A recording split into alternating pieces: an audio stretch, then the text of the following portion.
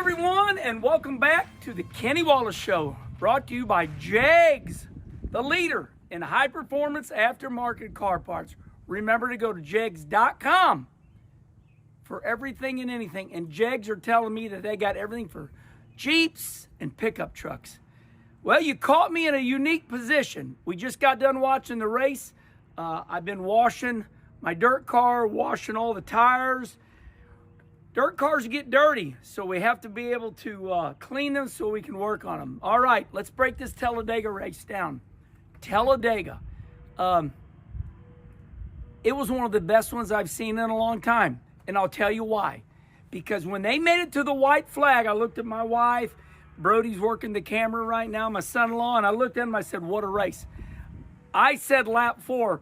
Me and Brody were joking. I said, lap 4, NASCAR's going to hit the wreck button. Okay, everybody wreck. Nobody wrecked. But listen, they made it past the white flag, and they were all connected. So when you run Talladega, the key is to stay hooked up like this.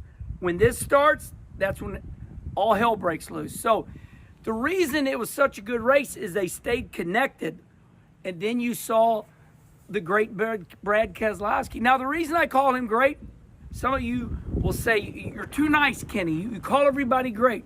Listen, the great Brad Keselowski, he's won there. He's won at Talladega. He knew what he was doing. So right in the middle of turns 3 and 4, Brad did what they say, you drag the brake a little bit. And then that outside lane gained energy. But when Brad drug the brake, that allowed Michael McDowell to get ahead. And then here comes Brad back. Now, you're wide open. You just barely drag the brake. Listen, I'll make the sound. And that little just barely dragged the brake. That slows the energy down. Now here you come. Here you come. And he's going to make the move on Michael McDowell. My wife looked at me and she said, what did Michael McDowell do wrong? I said, honey, he didn't do anything wrong. What could he have done? The only thing he did wrong was he tried to win. So he goes outside to block the lane. Then when he makes the left-hand move, he just skims Brad Keselowski's bumper. They're coming to the checkered flag. It was violent as all get out. I saw Corey LaJoie. That was Corey LaJoie. That was the 7 up on the wall sideways. It was number 7. I believe that was Corey LaJoie. All the way along. Happy that was up against the wall with the bottom of the car, not the driver's side. I believe Corey's just fine. But I got to tell you this also. Respond right here. I believe this is a breakout moment for NASCAR. And here's why. Name me, besides Muhammad Ali. Fly like a butterfly, sting like a bee. I'm Muhammad Ali. Besides Muhammad Ali, name right here, drop it right here. Who is the most famous professional athlete in the world? It's Michael Jordan. It is. Google it. They'll tell you. I don't know if they're going to tell you or not, but I think it is. Michael Jordan. The car that wins is Tyler Reddick. The car that wins is Tyler Reddick, number 45, buddy. And babies, everybody out there. So it's just all Air Jordan. It's a Jordan car. It says Jordan. It's got his logo. And when they said Michael Jordan was there, I looked at Brody, who's working the camera. Brody, did I tell you that TV's got to go to Victor Lane, do the camera? Didn't I? Yes, I said, usually they'll end Victor Lane on the track. I said, they got to go to Victor Lane because this is Fox Sports' chance and NASCAR to get Michael Jordan. Sure enough, I should have been the producer. But my buddy Jake Jolly and those people in the Fox TV booth, they did it right. They got the Victor Lane. They got the great Michael Jordan. Now everybody's going, who was the little kid Michael Jordan was holding? Well, that was Tyler Reddick's son. So, listen, say what you want about anything, but Herman's been using this song. Let's get to the good part. And we did. We just skipped everything. We just got to the good part. It was a great race. It was a big win. Usually about this time, with 3 to go, they'll wreck, and everybody go, oh, this is a shit show. I hate NASCAR. They can't keep going. They wreck all the time. So they made it. They made it They made it to the checkered flag. Listen, I will have to say, I'm going to end like this. Everybody made fun of the... I'm a little cold, by the way. That's why my mouth is not moving perfectly. A little chilly out, but I like to get things done here on Sunday. The Toyotas, they wrecked each other using their strategies. So we saw that embarrassing moment in NASCAR history. And yes, I say history. It's like teammates wrecking each other. Don't wreck your teammate. All the Toyotas lined up.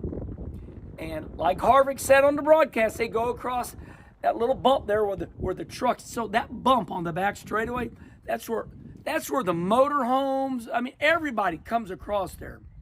Right as you enter turn 3, that's where everybody comes across. And they're bopping and weaving. The cars are running, 200 mile an hour. They go like this. And that upset all the Toyotas in a line, and they all wreck. And everybody's like, Toyota wrecked, Toyota won the race. Be careful. I always run my mouth just like you all do.